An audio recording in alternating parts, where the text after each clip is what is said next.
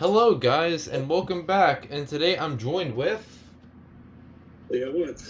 And tell us why you're here, yet again. I'm here because funny Dicon thing. Let's take a look, and I hope this is it because I have two boxes in here. I'm almost certain this is it because of the size. Let's get this out of here. This is the note. Yeah, this is definitely it. Okay, good. Wonderful. So this comes new in the box. This is a pretty rare, like a very rare variant of a Dicon. You'll see what it is here in a second. You'll recognize the design, but there's something pretty off about this one.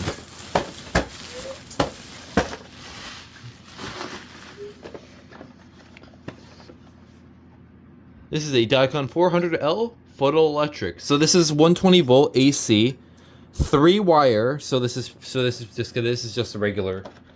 You'll see what this looks like here in a second. So let's open this up.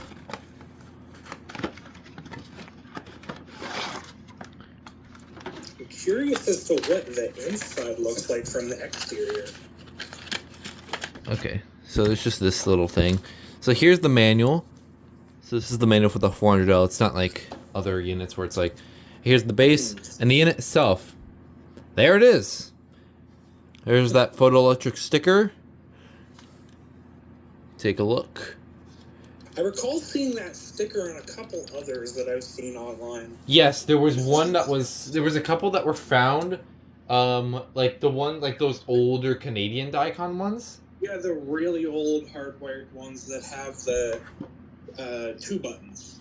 Yeah, those. There was also one, yeah, the 2-button version, yeah. And this one, it does not actually have the satisfying test button on it. This one has the weird mushy clicky test button on it, which is the same one. When I have looked at the 330 series units previously, a lot of the ones that were later in the production line had a PCB that was mounted to the cover rather than the base.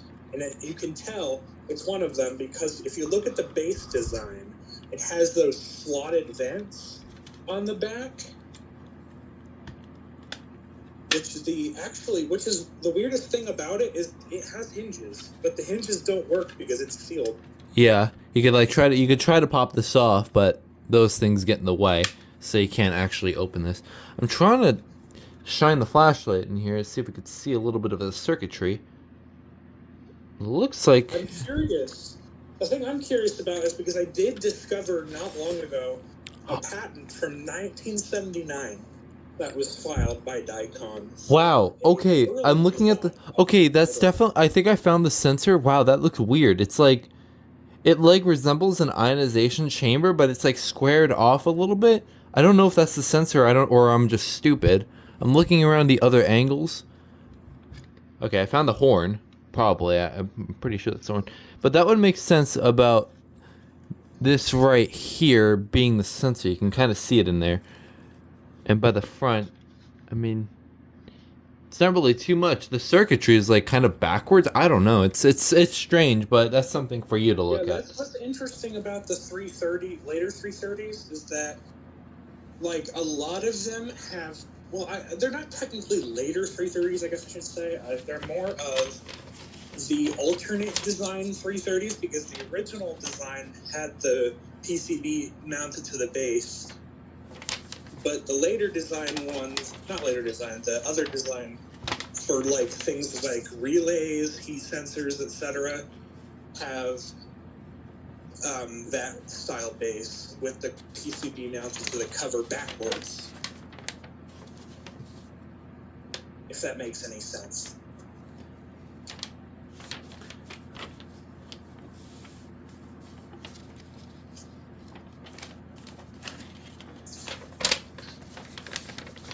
So according to the menu here, it's black and white. So the black is the negative and the white is the positive on this one. So. Oh, so it's like U.S. standard. That's interesting. So this will be easy to use. Yeah. So I go ahead. have a theory that it's either going to do that weird fade continuous, or it very well might have a similar design to my 440. It's a 400, which tells me that it might be from the same year my 440 was made. There's a good possibility if you see any integrated circuit in there on the board, there's a very good chance that the circuitry is driven via I think it's the SuperTex SD2 chip, which was a standard on late 70s, early 80s photoelectric units. I think it's falsing. It sounds kind of weird. I heard it. Yeah. It powered on. It did a chirp. No, it did like a weird, like buzzing sound. Well, not like a chirp. Well, let's hear what this thing sounds like. I'm curious. Let me see if I'll turn off my sensitivity so you can hear this. Oh, I heard that. I don't know if that's just a weird thing with the alarm. If it doesn't go off immediately, you might want to hold the button. Well, it's going off. It's going off, but it's like really quiet for some reason. Oh. I don't know. Or maybe that's just a pre-adjustment sounding. I don't know. You know how detectors do that? Maybe sometimes. I don't know. I don't know much about this, and I don't want to mess around too much with it. Because I don't want to, like... All I know is that when you go to test it, you may have to hold the button for a little bit. Because I recall seeing in that 1979 patent that the test function is actually really interesting. It's a dynamic test function, meaning that it changes the light brightness in the chamber to make it trigger. I noticed something happening with the light in there. So... All right.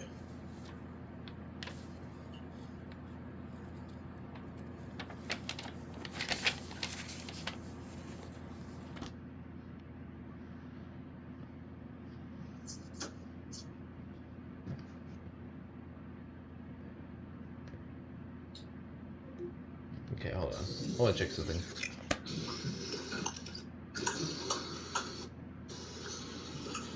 Did you turn your camera off? Yeah, hold on. Okay.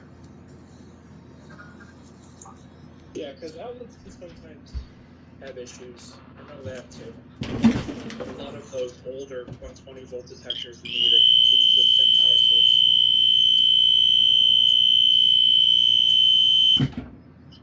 Yeah, I don't know. It's acting funny. Did it go off? It's going off. It's just it's doing this like weird thing where it's like, I don't know, like kind of like a thing of what my 769 ACL was doing, where it was like buzzing like a little bit, but this one's like going off pretty loudly. I can't hear it for some reason. I don't know. But then again, I don't want to mess around with this too much. I'll let you figure out if that's just the alarm doing it. I'll let you figure out the coding, but it does sound like it does have like some wind up continuous sound to it. So that's probably what the coding is. So yeah, I just don't want to break anything. I'm trying to be careful. So anyways, yeah, I'll end things off here. So I hope you enjoyed this video, and I'll see you guys in the next video. So bye. See you later, people. All right, bye.